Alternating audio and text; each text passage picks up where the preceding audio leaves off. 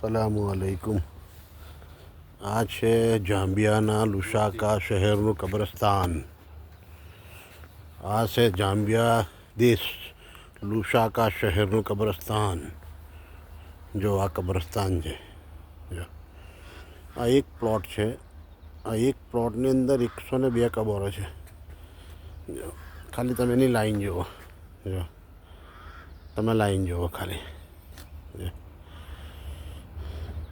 તમે એની સાફ સફાઈ જુઓ, કબ્રસ્તાનની સાફ સફાઈ જુઓ તમે ખાલી।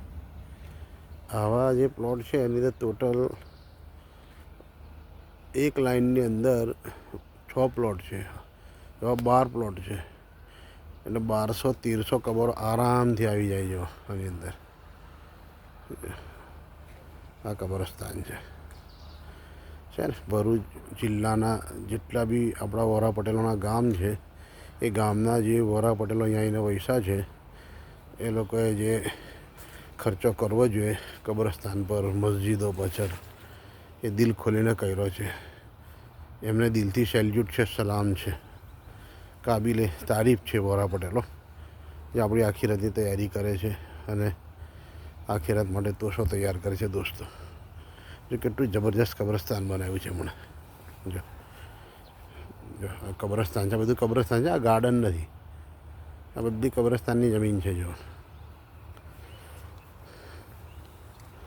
તમને હું કબર બતાડું ચાલુમાં, તો તમે કબર બી જોઈ લો।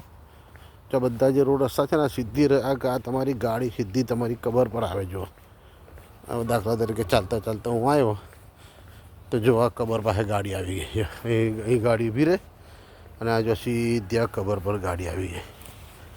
જો આ કબર છે એની, જો એની થિકનેસ જો કબર હે દોસ્તો, તૈયાર છે કબર તૈયાર।